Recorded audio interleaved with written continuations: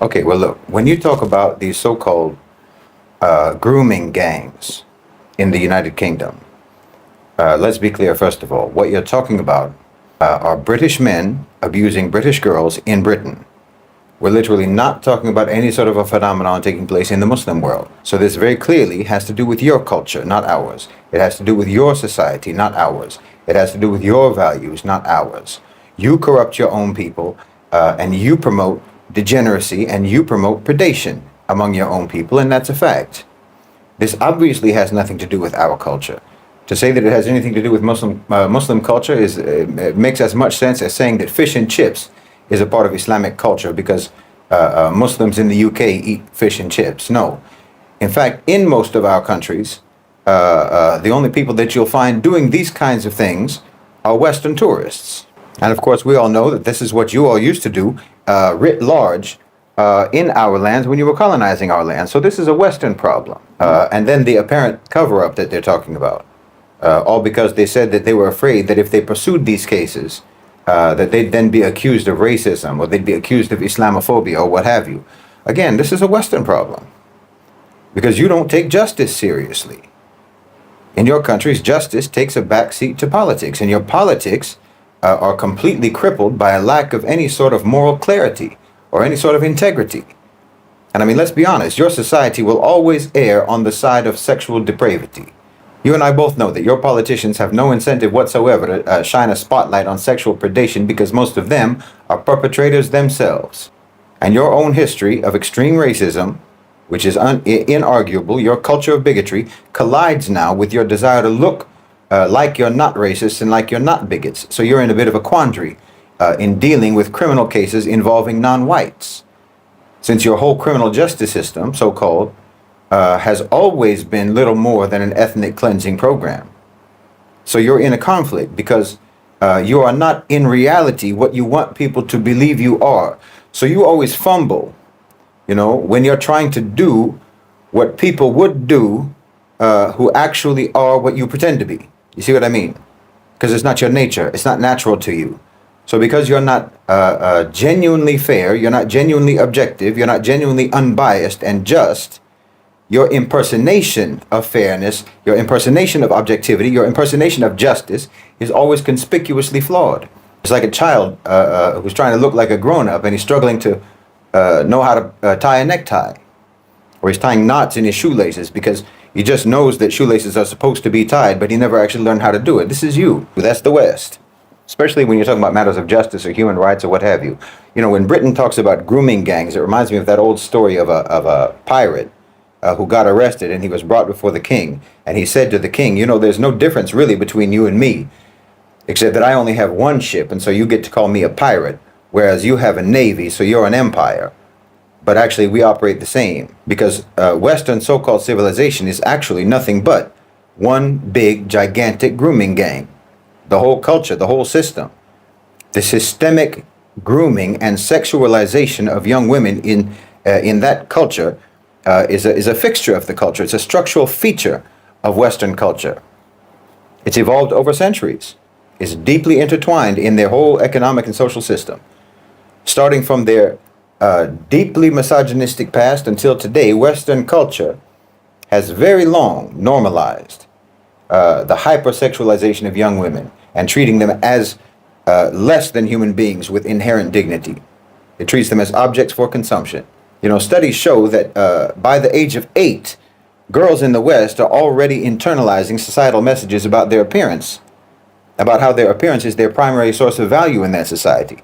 According to a 2021 report by the American Psychological Association, the sexualization of girls in the media, from music videos to advertising, has profound negative psychological effects on those girls, leading to depression, anxiety, low self-esteem, on and on and on. Now, would that be the case if the messaging in your media was that they were receiving was a positive message? No, this culture of grooming is not accidental. It's perpetuated through systemic forces that prioritize profit over morality. From industries like fashion to industries like pornography that actively target younger demographics, normalizing imagery that blurs the line between childhood and adulthood. This is normal for you. For instance, the rise of platforms like OnlyFans, which saw a 70% increase in user signups during the COVID-19 pandemic. It reflects how economic desperation and culturalization push young women, some barely out of high school, into commodifying their own bodies just for survival. In other words, just like a pimp, you engineer the vulnerable into capitulating with their own exploitation. Culturally, you engineer that. You create a society, you create an economic system that punishes everyone, and then you offer a reward to young women if they capitulate with self-degradation. Because you've already groomed them from childhood to accept that their bodies and their beauty and their sexual attractiveness and their sexual utility to men are their greatest assets in the commercial market. This is what you teach them. So then you close off all other financial opportunities, economic opportunities, and then you open the avenues for sexual exploitation, and they'll go along with it. So how is that not grooming on a mass scale, writ large? The West's historical tolerance for adult relationships with underage girls is undeniable, and it's a cultural pathology of the West. As recently as the 20th century, legal ages for marriage in most Western countries were shockingly low. In the United States, it was legal in several states for girls as young as 12 to marry with parental consent. Even today, child marriage remains technically legal in several U.S. states. This permissiveness is not confined to the past by any stretch of the imagination. Jeffrey Epstein, he had a sprawling network of abuse and exploitation that was all enabled by some of the most powerful individuals in Western society.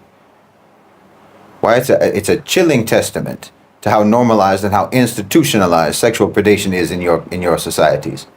The fact that Epstein was able to operate with impunity for decades, well, it speaks volumes about the complicity of your cultural and your legal systems and your institutions. I mean, economic conditions in the West exacerbate this exploitation. You can't deny it. With the cost of living skyrocketing and social safety nets eroding across the West, many young women find themselves turning to sex work, so-called. Not out of choice, but out of necessity. You know, according to the what's called the Polaris Project, the U.S. has one of the highest rates in the world for sex trafficking, with an estimated 200,000 incidents occurring annually, every year. These victims are overwhelmingly young, overwhelmingly girls, often lured into exploitation by promises of financial stability or for opportunities for a better life. That's grooming. And then, like I said, you've got the platforms like OnlyFans. That just further illustrates the point. It's marketed as empowering for women. These platforms are, in reality, digital brothels where economic desperation and societal and cultural grooming converge. You know, a 2022 study found that 50% of content creators on OnlyFans joined due to financial hardship, with many reporting feelings of regret and exploitation, despite the promise of financial autonomy. That's grooming. You groomed them for that. Pornography is a multi-billion-dollar industry, and that plays a central role in the normalization of sexual exploitation in the West. You know, the average age of first exposure to pornography in the West is now just 11 years old. This early exposure skews young people's perception of healthy relationships, and it perpetuates harmful stereotypes about consent and about power dynamics in intimacy. A 2019 study by the UK's Children's Commissioner found that nearly half of all boys between the ages of 11 and 16 who consume pornography actually did believe that it was a realistic representation of sexual relationships. Now, those young boys, those are your boys. Those are your boys in the UK.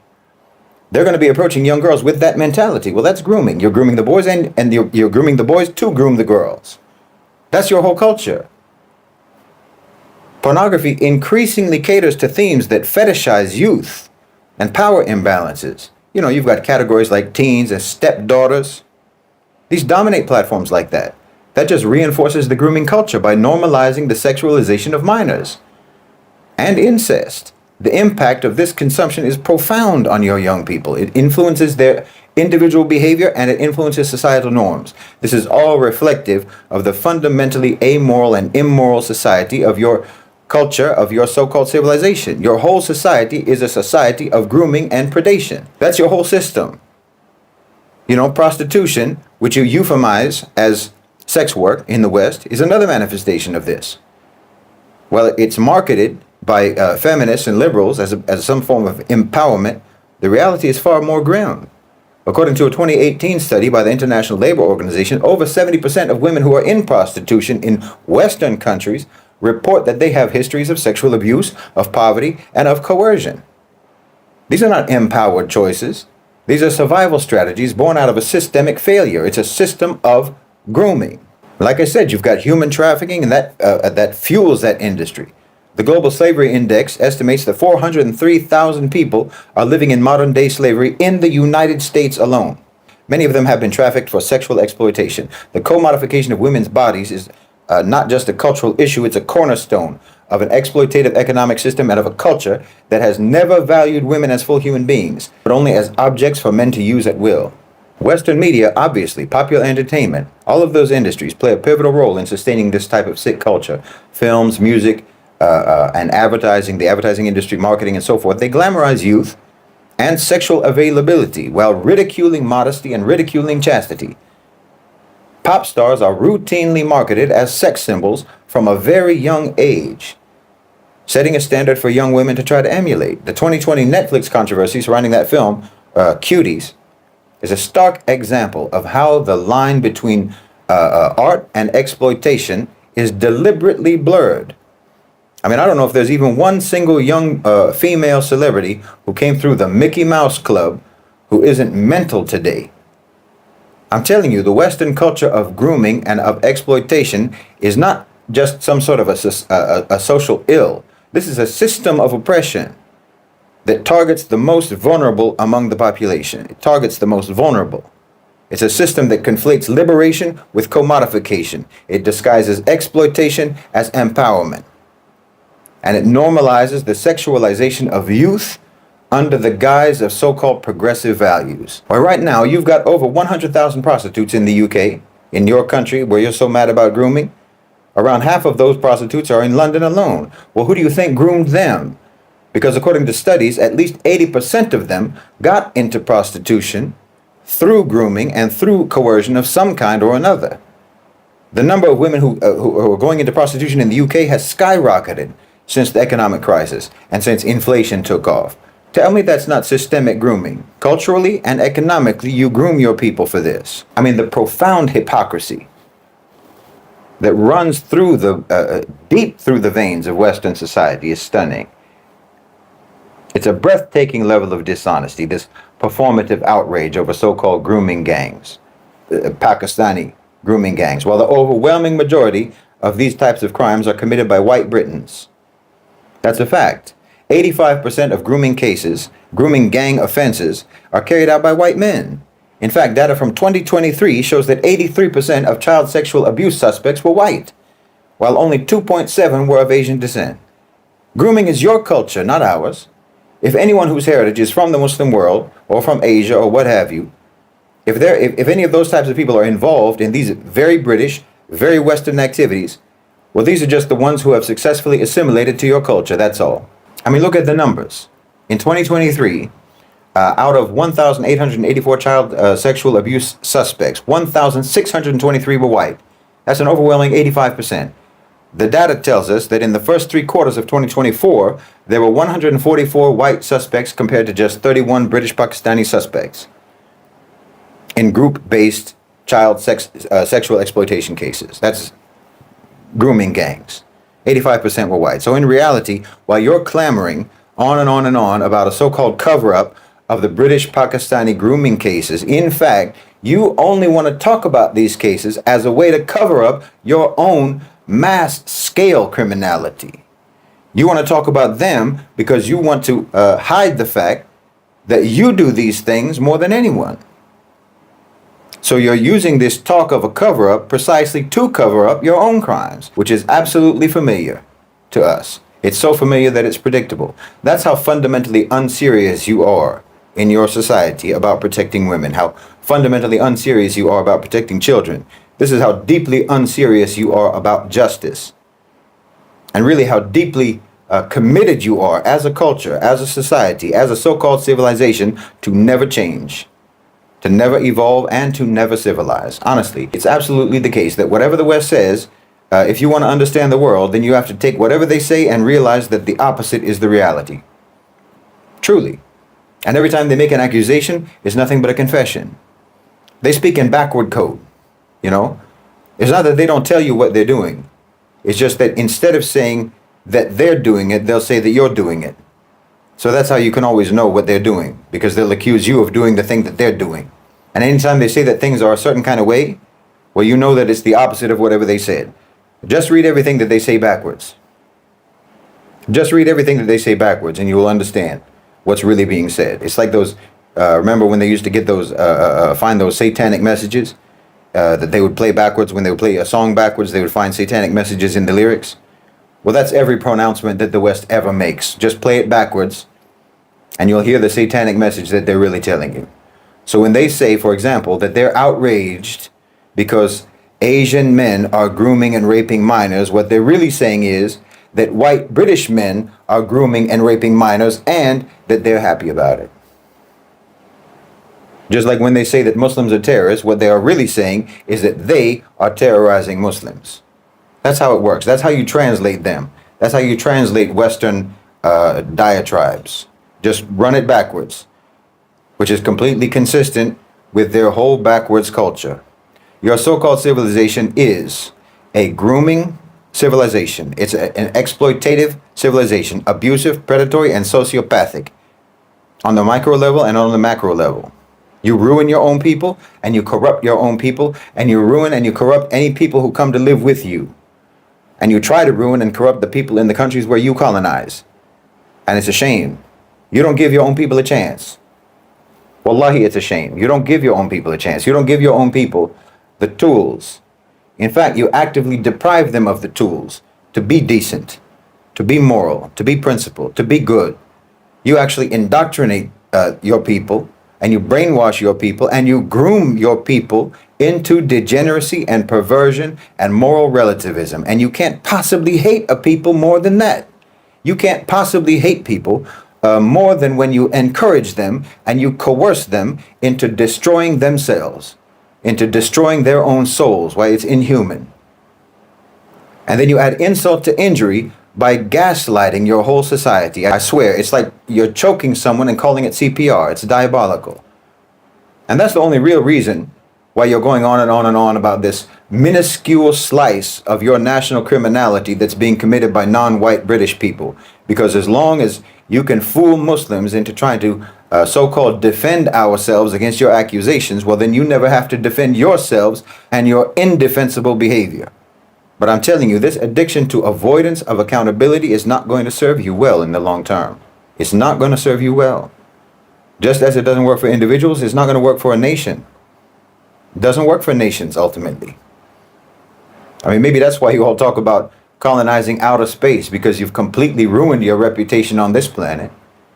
Your whole society is a rape gang. I'm sorry to tell you. And the entire global south can testify to that. And you are the most prolific serial criminals in history. So spare me your conspicuously selective pretend moral outrage.